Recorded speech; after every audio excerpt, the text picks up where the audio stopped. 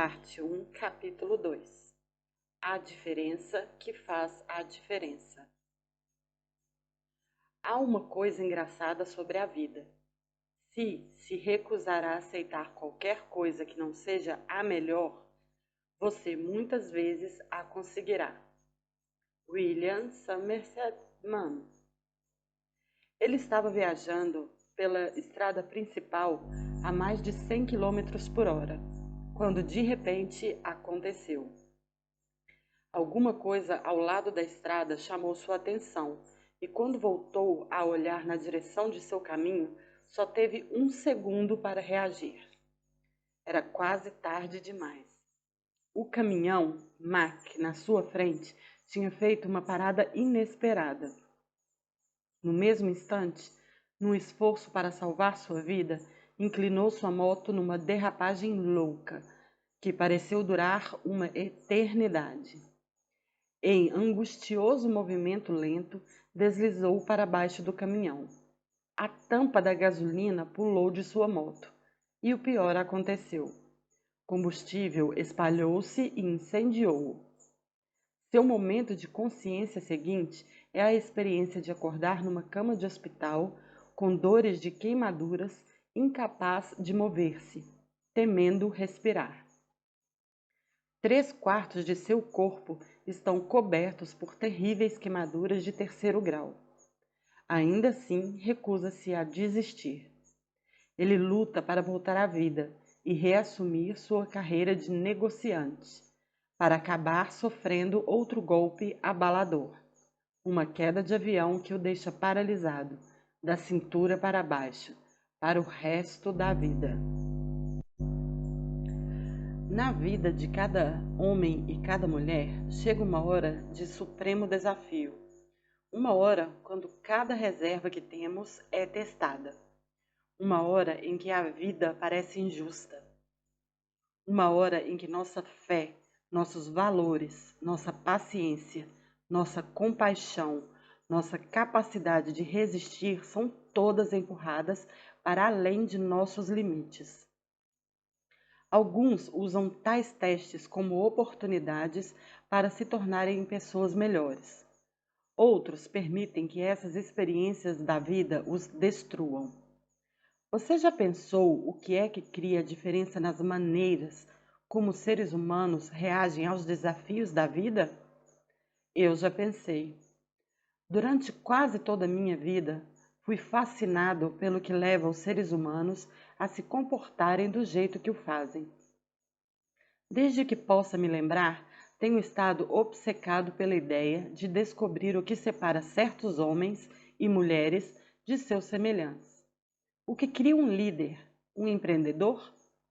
Como é que há tantas pessoas neste mundo que vivem tão alegres, apesar de muita adversidade, enquanto outras parecem ter sempre levado vidas de desespero, raiva e depressão? Deixe-me compartilhar a história de outro homem com vocês e notemos as diferenças entre os dois. A vida dele parece muito mais brilhante. Ele é fabulosamente rico, artista de enorme talento, com muitos admiradores. Aos 22 anos, era o mais jovem membro do famoso grupo de comédia Second City, de Chicago.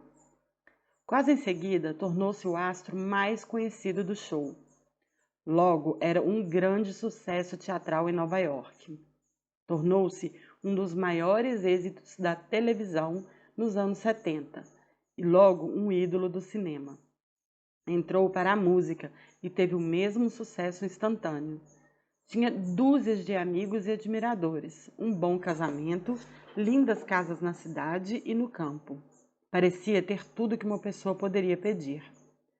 Qual dessas duas pessoas você preferia ser? É difícil imaginar alguém escolhendo a primeira opção em vez da segunda. Mas deixe-me contar-lhe mais sobre essas duas pessoas. A primeira é uma das mais cheias de vida, fortes e bem-sucedidas que conheço.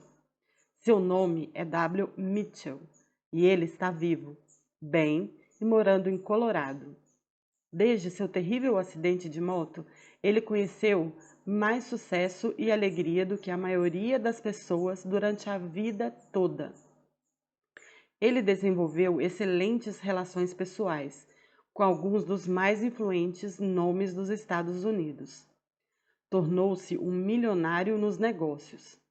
Até candidatou-se ao Congresso, apesar de sua face estar grotescamente marcada.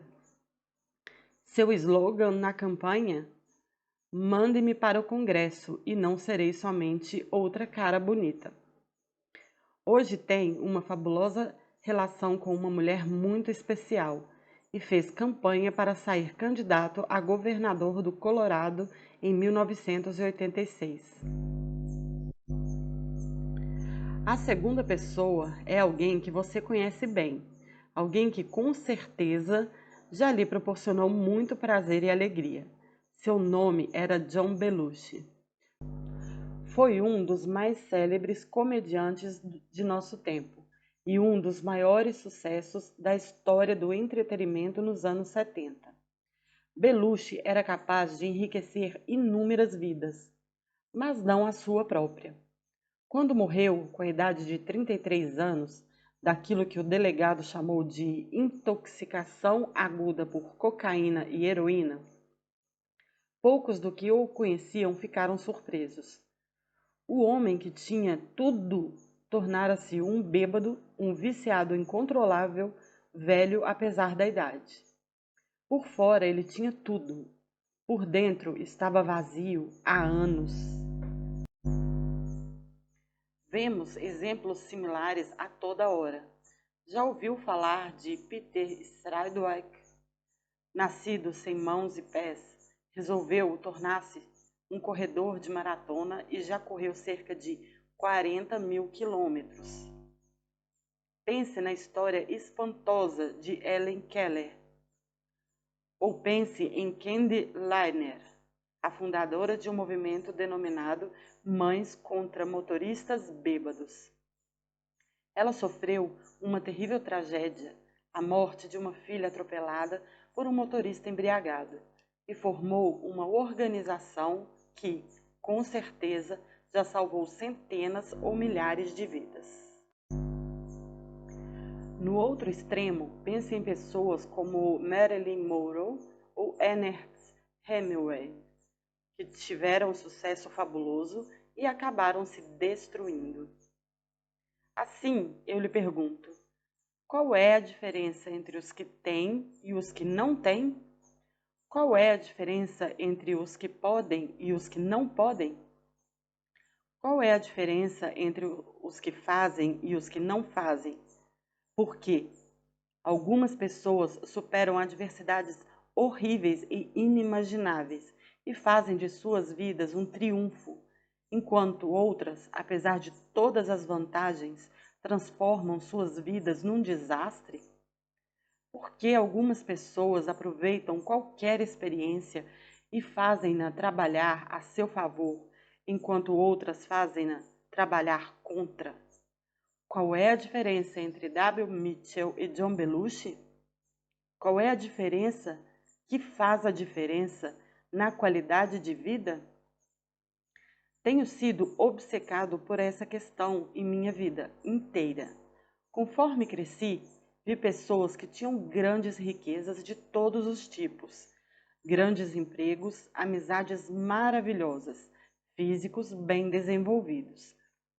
Tinha que saber o que fazia suas vidas serem tão diferentes da minha e de meus amigos.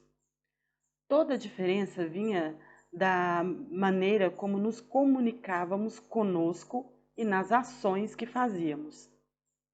O que fazemos quando tentamos tudo o que podemos e as coisas continuam saindo erradas? As pessoas bem-sucedidas não têm menos problemas do que as que falham. As únicas pessoas sem problemas são aquelas que estão no cemitério.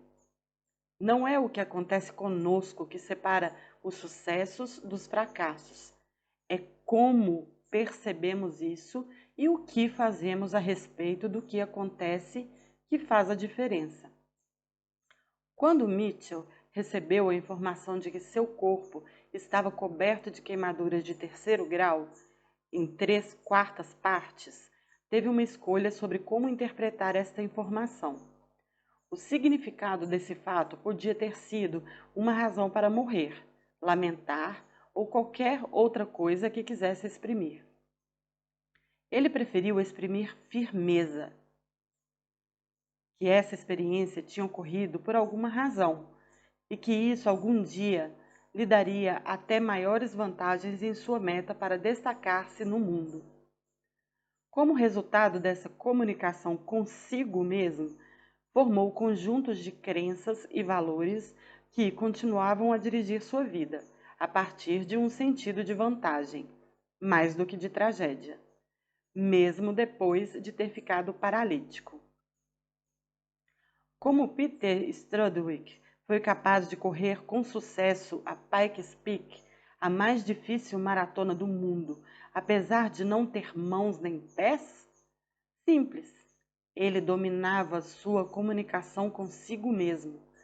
Quando os sentidos de seu corpo enviavam-lhe sinais que, no passado, interpretara como dor, como limitação, como exaustão, ele simplesmente tornou a rotular seus significados e continuou a comunicá-los a seu sistema nervoso de uma maneira que o manteve correndo. As coisas não mudam, nós mudamos. Henry David. O que sempre me deixou curioso era, em especial, como as pessoas conseguiam resultados. Tempos atrás, compreendi que o sucesso deixa vestígios, que as pessoas que conseguem resultados notáveis fazem coisas específicas para criar esses resultados. Compreendi que não era suficiente só saber o que Mitchell ou Peter Strudwick comunicavam para si, de uma forma que produziam resultados. Tinha que saber especificamente como eles faziam isso. Acreditava que, se eu duplicasse as ações dos outros, poderia reproduzir a mesma qualidade de resultados que eles tinham. Acreditava que, se plantasse, também colheria. Em outras palavras, se houvesse alguém que pudesse ser piedoso, mesmo nas mais horríveis das circunstâncias, eu poderia descobrir sua estratégia. Como ele olhava para as coisas, como usava o corpo naquelas situações. E me tornaria mais piedoso. Se um homem e uma mulher desenvolveram um casamento bem-sucedido, estando ainda muito apaixonados depois de 25 anos, eu poderia descobrir que atitudes tomaram, que crenças têm que criaram esse resultado e poderia adotar essas atitudes e crenças para conseguir resultados semelhantes em minhas relações. Na minha vida, consegui o resultado de ser muito gordo. Comecei a compreender que tudo o que precisava fazer era me modelar por pessoas que eram magras. Descobrir o que comiam, como comiam, o que pensavam, quais eram suas crenças e poderia conseguir o mesmo resultado. Foi assim que perdi meus 13,5 kg de excesso de peso. Fiz a mesma coisa na área financeira e nas minhas relações pessoais. Assim, comecei a procura de modelos de excelência pessoal e, na minha própria procura pela excelência, estudei todos os caminhos possíveis. Conheci, então, a ciência conhecida como Programação Neurolinguística, abreviada para PNL. Se você analisá-la, o nome vem de neuro, referindo-se ao cérebro, e linguístico, referindo-se à linguagem. Programação é a instalação de um plano ou procedimento. PNL é o estudo de como a linguagem, tanto a verbal como a não verbal, afeta o nosso sistema nervoso. Nossa capacidade de fazer qualquer coisa na vida está baseada em nossa capacidade de dirigir nosso próprio sistema nervoso. Aqueles que alcançam algum resultado importante conseguiram comunicações específicas para o sistema nervoso através dele. A PNL estuda como as pessoas se comunicam entre si, em formas que produzem ótimos estados de desembaraço, criando assim um maior número de escolhas de conduta. O nome programação neurolinguística, embora seja a expressão exata do que trata a ciência, pode também ser responsável pelo fato de que você talvez nunca tenha antes ouvido falar dela. No passado, era de preferência ensinada a terapeutas e a um pequeno número de afortunados executivos. Em meu primeiro contato com ela, logo percebi que era alguma coisa bastante diferente de tudo que já tinha experimentado antes. Observei um praticante da PNL tratar uma mulher que há mais de 3 anos estava em terapia por causa de reações fóbicas e, em menos de 45 minutos, não havia mais fobia. Fiquei cativado. Tinha que saber tudo. Por sinal, muitas vezes o mesmo resultado pode ser conseguido em 5 ou 10 minutos. A PNL proporciona uma estrutura sistemática para dirigirmos nosso próprio cérebro. Ensina-nos como dirigir não só nossos próprios estados e comportamentos, mas também os estados e comportamentos dos outros. Resumindo, é a ciência de como dirigir seu cérebro de uma forma favorável para conseguir os resultados que deseja. A PNL proporcionou exatamente o que eu estava procurando. Deu a chave para desvendar o mistério de como certas pessoas são capazes de, com frequência, conseguirem o que chamo de resultado óptimo. Se alguém é capaz de levantar-se de manhã com rapidez, facilidade, cheio de energia, isso é um resultado que conseguiu. A próxima pergunta é: como conseguiu isso? Uma vez que as ações são a origem de todos os resultados, que ações específicas mentais ou físicas produzem o processo neurofisiológico de acordar do sono com rapidez e facilidade, uma das pressuposições da PNL é que todos nós temos a mesma neurologia. Assim, se alguém no mundo pode fazer qualquer coisa, você também pode. Se conduzir seu sistema nervoso exatamente da mesma forma. Esse processo de descobrir exata e especificamente o que as pessoas fazem para conseguir um resultado específico é chamado modelagem. Mais uma vez, a questão é: se é possível para os outros no mundo, é possível para você. Não é uma questão de saber se pode conseguir os resultados que outra pessoa conseguiu.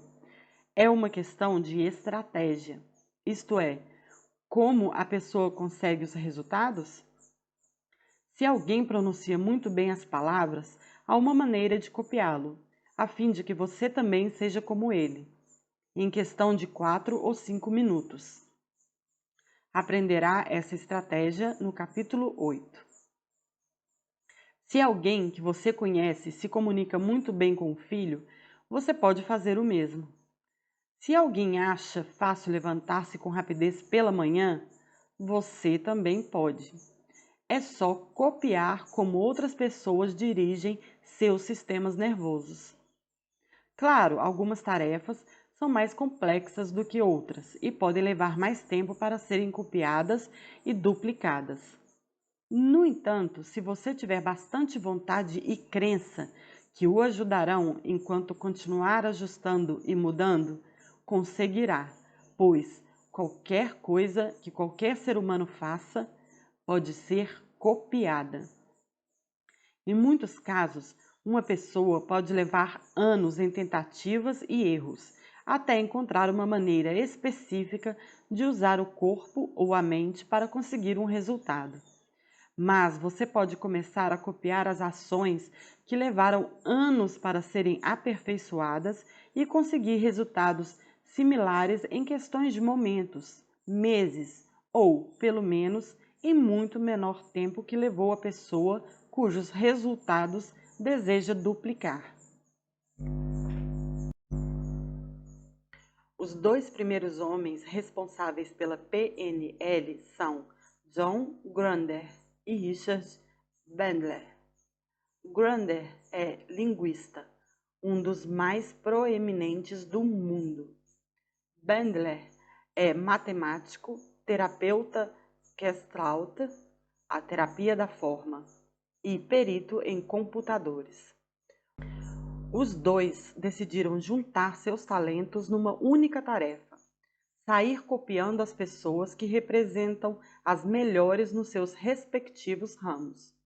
Procuraram aquelas que fossem exemplares na criação daquilo a que a maioria dos seres humanos aspiram, ou seja, mudança. Conversaram com homens de negócios e terapeutas de sucesso, e outros, a fim de extrair as lições e exemplos que tais pessoas descobriram durante anos de tentativas e erros.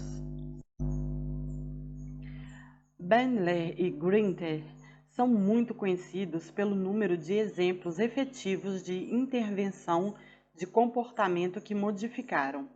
Copiando o Dr. Milton Erickson, um dos maiores hipnoterapeutas que já existiu, Virginia Satir, uma extraordinária terapeuta de família, e Gregory Bateson, um antropólogo. Os dois descobriram, por exemplo, como Satir era capaz de conseguir com eficiência soluções para relacionarmos onde outros terapeutas tinham falhado. Descobriram que padrões de ações seguia para criar resultados. E ensinaram esses padrões para seus alunos, que então ficaram capacitados a aplicá-los e a conseguir a mesma qualidade de resultados, apesar de não terem os anos de experiência da notável terapeuta. Eles semearam as mesmas sementes, assim colheram as mesmas recompensas, trabalhando com os padrões fundamentais que copiaram desses três mestres. Bandler e Grinter começaram a criar seus próprios padrões e a ensiná-los também. Esses padrões são comumente conhecidos como Programação Neurolinguística, PNL. Esses dois gênios fizeram muito mais do que nos dar uma série de padrões importantes e efetivos para criar mudanças. Mais importante ainda, deram-nos uma visão sistemática de como duplicar qualquer forma de excelência humana em um curto período de tempo. O sucesso deles é legendário.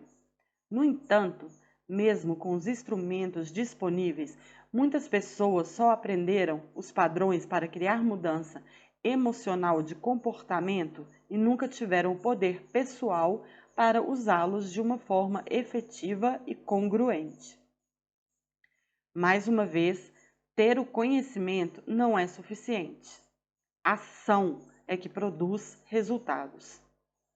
Quanto mais eu lia livros sobre PNL, mais ficava surpreso de encontrar pouco ou nada escrito sobre o processo de modelagem. Para mim, modelagem é o caminho para a excelência. Significa que, se eu vejo alguém neste mundo conseguindo um resultado que desejo, posso produzir os mesmos resultados, se quiser pagar o preço do tempo e do esforço. Se você quiser alcançar o sucesso, tudo o que precisa fazer é encontrar um meio de copiar aqueles que já são um sucesso. Isto é, descobrir como agiram e, em especial, como usaram seus cérebros e corpos para conseguirem os resultados que deseja duplicar. Se você quiser ser um bom amigo, uma pessoa mais rica Um pai ou um atleta melhor, um homem de negócios mais bem-sucedido, tudo o que precisa fazer é encontrar modelos de excelência. Os que mudam e abalam o mundo são muitas vezes modeladores profissionais, pessoas que dominam a arte de aprender tudo o que podem, seguindo mais a experiência do outro do que a própria. Sabem como salvar a única riqueza, que nenhum de nós consegue ter suficiente, que é tempo. De fato, se você olhar a lista de best-sellers no The New York Times, descobrirá que a maioria dos livros que lideram a lista contém modelos de como fazer alguma coisa com mais eficiência. O último livro de Peter Drucker é Inovação e Empreendedorismo. Nele, o autor delineia as ações específicas que se devem tomar para ser um empresário eficiente e inovador. Deixa bem claro que inovação é um processo muito especial e deliberado. Não há nada misterioso ou mágico em ser um empresário. Não está na composição genética. É uma disciplina que pode ser aprendida. Parece familiar? Ele é considerado o fundador das práticas modernas de negócios, devido à sua perícia em copiar.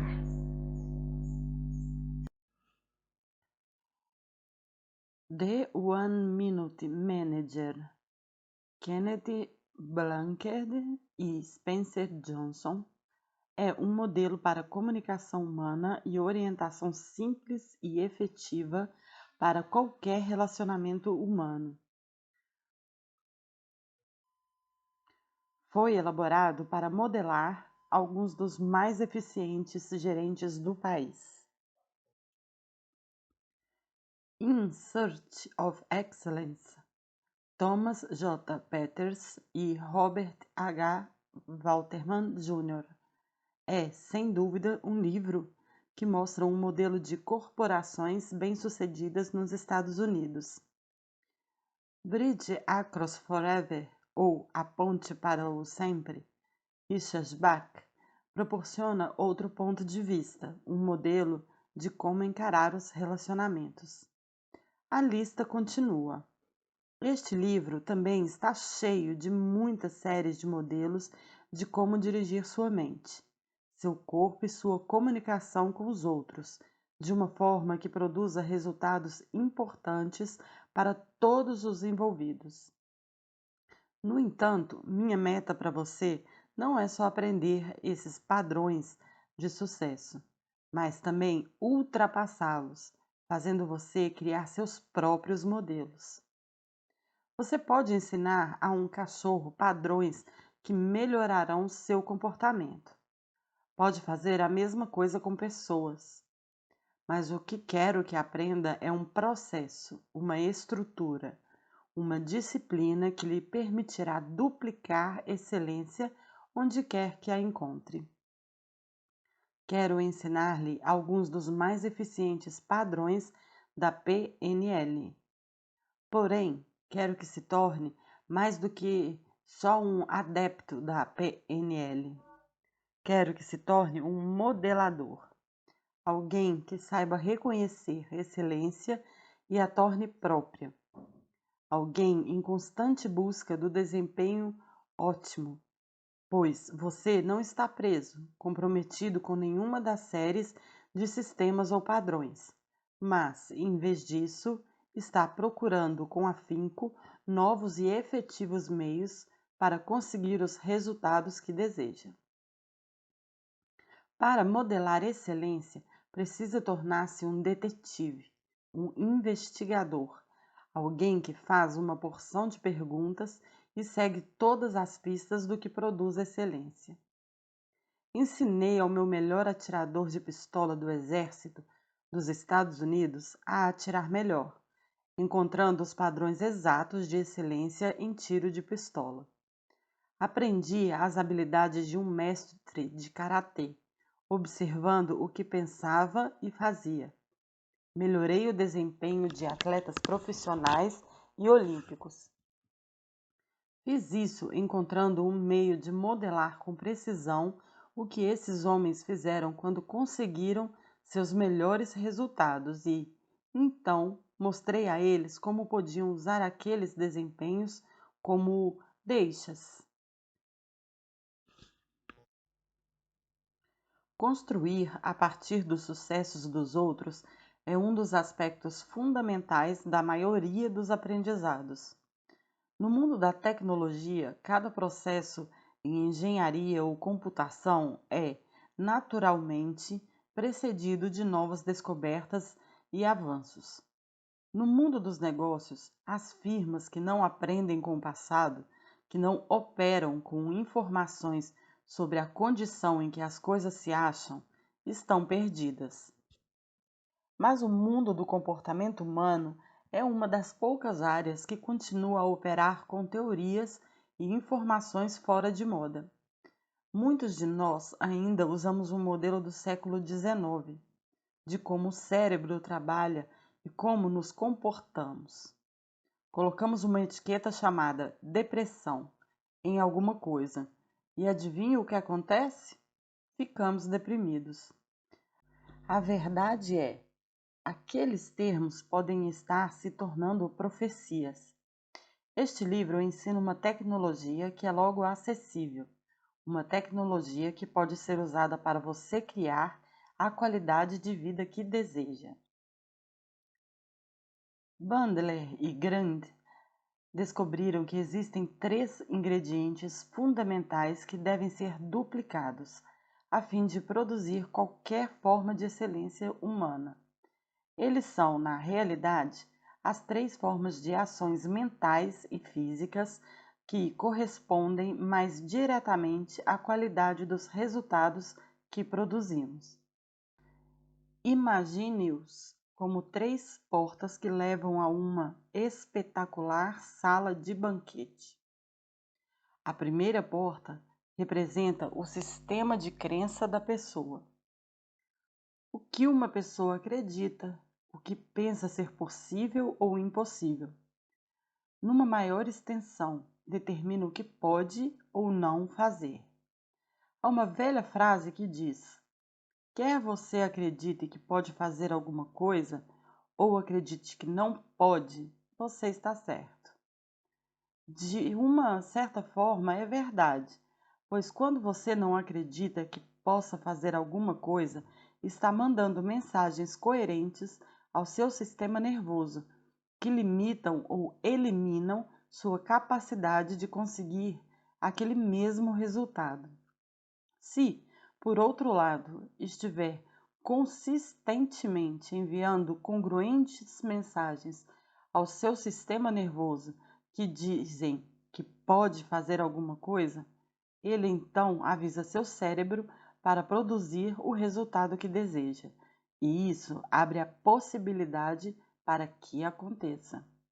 Assim, se você puder copiar o sistema de crença de uma pessoa, dá o primeiro passo para agir como ela age, conseguindo então um tipo similar de resultado. Veremos os sistemas de crença mais adiante, no capítulo 4. A segunda porta que deve ser aberta é a síntese mental da pessoa. Síntese mental é a maneira como as pessoas organizam seus pensamentos. Síntese é como um código. Há 7 dígitos no número de telefone, mas você tem de discá-lo na ordem certa, para encontrar a pessoa que quer. O mesmo é verdadeiro para encontrar a parte de seu cérebro e sistema nervoso que poderão ajudá-lo, com mais eficiência, a conseguir o resultado que deseja. O mesmo é verdadeiro em comunicação. Muitas vezes as pessoas não se comunicam bem com outras porque pessoas diferentes usam códigos diferentes, sínteses mentais diferentes. Decifre os códigos e terá passado pela segunda porta, em direção à modelagem das melhores qualidades das pessoas. Olharemos a síntese no capítulo 7. A terceira porta é a fisiologia. A mente e o corpo estão totalmente ligados. A maneira como você usa sua fisiologia, como respira e mantém seu corpo, sua postura, expressões faciais, a natureza e qualidade de seus movimentos, é que determina em que estado você está. O estado em que esteja, então, determinará a extensão e a qualidade dos comportamentos que você será capaz de conseguir. Aprenderemos mais sobre fisiologia no capítulo 9. No momento, estamos modelando todo o tempo. Como uma criança aprende a falar? Como um jovem atleta aprende com um mais velho? O que faz um promissor homem de negócios decidir estruturar sua firma? Aqui está um exemplo simples de modelagem do mundo dos negócios. Uma maneira de muitas pessoas ganharem muito dinheiro neste mundo é através do que eu chamo de modismo. Vivemos numa cultura que é bastante consistente. Assim, o que funciona num lugar, com muita probabilidade, funcionará em outros. Se alguém abriu um negócio bem-sucedido, vendendo bolinhos de chocolate numa alameda em Detroit, as possibilidades são que o mesmo negócio funcionará numa alameda em Dallas. Se alguém em Chicago dirige um negócio fornecendo pessoas em trajes ridículos para entregar mensagens, as chances são de que a mesma coisa funcione em Los Angeles ou Nova York. Tudo que muitas pessoas fazem para ter sucesso nos negócios é encontrar alguma coisa que foi bem-sucedida em uma cidade e fazer a mesma coisa em algum outro lugar, antes que o modismo termine. Tudo que tem a fazer é pegar um sistema aprovado e duplicá-lo, e talvez até melhorá-lo. Pessoas que fazem isso estão de fato garantindo sucesso. Os maiores modeladores do mundo são os japoneses. O que está atrás do espantoso milagre da economia japonesa? Será a inovação brilhante? Algumas vezes. No entanto, se você checar a história industrial das 2 últimas décadas, descobrirá que muito pouco entre os novos produtos ou avanços tecnológicos começaram no Japão. Os japoneses só recolheram ideias e produtos que começaram nos Estados Unidos, expandindo-se em todo lugar, de carros a semicondutores, e, através de meticulosa modelagem, retiraram os melhores elementos e melhoraram no resto. O homem considerado o mais rico do mundo por muitas pessoas é Adnan Mohamed Khashoggi. Como ficou assim? Simples. Ele fez moldes dos Rockefellers, Morgans e outros da mesma estatura financeira. Lia tudo o que podia sobre eles. Estudou suas crenças e modelou suas estratégias. Por que W. Mitchell foi capaz não só de sobreviver, mas de prosperar, saindo de uma experiência tão perturbadora que poucos poderiam suportar? Quando estava no hospital, amigos liam para ele exemplos de pessoas que superaram grandes obstáculos. Ele tinha um modelo de possibilidade, e esse modelo positivo foi mais forte do que as experiências negativas que suportou. A diferença entre os bem-sucedidos e aqueles que falham não é o que têm, mas sim o que escolhem para ver e fazer com suas reservas e experiências de vida. Por meio desse mesmo processo de modelagem, comecei a conseguir resultados imediatos para mim e para outros. Continuei a procurar outros padrões de pensamento e ação que produzissem resultados satisfatórios em curtos períodos de tempo. Chamo esses padrões combinados de Optimum Performance Technologies. Essas estratégias compõem o corpo deste livro, mas quero tornar uma coisa clara. Minha meta, o que espero de você, não é só que domine os padrões que descrevo aqui. O que precisa fazer é desenvolver seus próprios padrões, suas próprias estratégias. John Grinder ensinou-me a nunca acreditar muito em alguma coisa, porque, se acreditar, sempre haverá um ponto sem solução. A PNL é um instrumento poderoso, mas apenas um instrumento que pode ser usado para desenvolver suas próprias abordagens, suas próprias estratégias, seus próprios critérios. Nenhuma estratégia funciona sempre. É claro que modelar não é nada novo. Todo grande inventor copiou suas descobertas de outros para apresentar alguma coisa nova. Toda criança copia o mundo à sua volta. Porém, o problema é que a maioria de nós copiamos no nível desfocado e muito aleatoriamente. Pegamos ao acaso pedaços e partes desta ou daquela pessoa e perdemos por completo alguma coisa muito mais importante de uma outra. Copiamos alguma coisa boa aqui e alguma ruim acolá. Tentamos copiar alguém que respeitamos, mas descobrimos que, na verdade, não sabemos como fazer o que ele ou ela fazem. O encontro da preparação com a oportunidade gera o rebento que chamamos sorte. Anthony Robbins. Pense nesse livro como um guia preciso, uma oportunidade para tornar-se ciente de alguma coisa que sempre tenha feito em sua vida. Há recursos e estratégias fenomenais à sua volta. Meu desafio para você é que comece a pensar como um modelador, estando sempre atento aos padrões e tipos de ações que produzem resultados importantes. Se alguém é capaz de fazer alguma coisa notável, a questão imediata que deve surgir é: como ele criou esse resultado? Espero que continue a procurar por excelência, pela magia em tudo que vê, e aprenda como é produzida, a fim de que possa criar a mesma espécie de resultados, no momento que desejar. O próximo tema que iremos explorar é o que determina nossas respostas às várias circunstâncias da vida. Continuemos.